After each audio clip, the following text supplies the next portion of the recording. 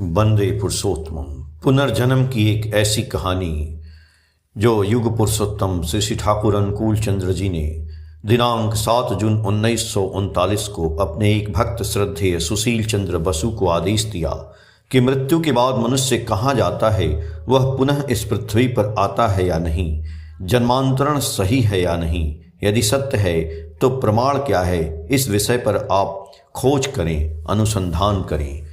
तो सुशीलदा निकल पड़े और सुशीलदा पहुँचे कानपुर स्टेशन। कानपुर स्टेशन पर बेंच पर बैठकर एक अखबार पढ़ रहे थे। उसमें प्रकाशित एक घटना से ज्ञात हुआ कि टुंडला में एक लड़की अपने पुनर्जन्म की बातें जानती है। कानपुर से टुंडला अधिक दूरी पर नहीं है। उन्होंने कानपुर में अपना कार्य शेष करके टुंडला रवाना हो गए। सुशीलदा अपना सामान एक कुली के माथे पर रखकर स्टेशन के नज़दीक स्थित एक धर्मशाला में आए।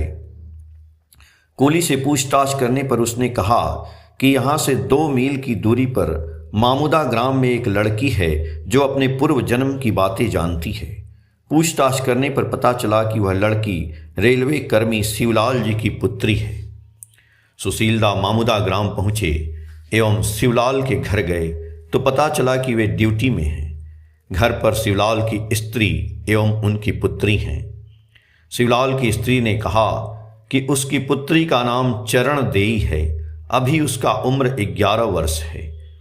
वह जब 3 वर्ष की थी तो उसने कहा कि आगरा शहर जानकी मंडी मोहल्ला में उसका अपना पक्का मकान है। चरण देई वहाँ जाने हेतु व्यग्र रहती थी। चरण देई के पिता शिवलाल जी अपने एक सहयोगी शराकत अली एवं पुत्री चरण देई को लेकर जांच पड़ताल करने हेतु जानकी मंडी में गए थे।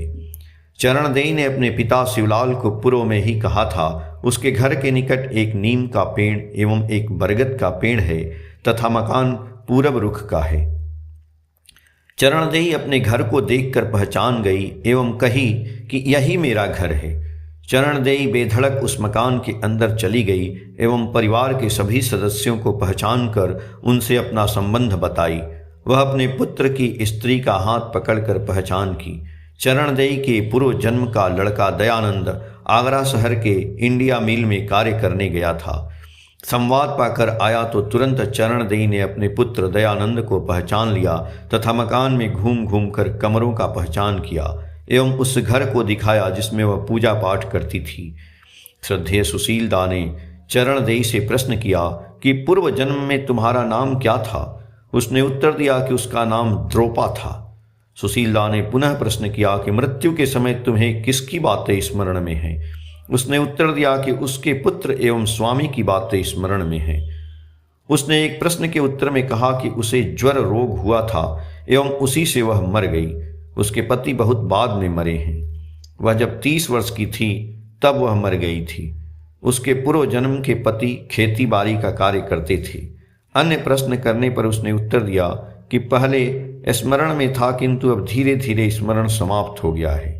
श्रद्धेय सुशीलदा पुनः टुंडला स्टेशन आए एवं चरण देई के पिता शिवलाल एवं उनके सहयोगी शराकत अली से भेंट किए। इन दोनों लोगों ने कहा कि आप जितनी बातें चरण देई की माँ से सुने हैं वह सभी सत्य है।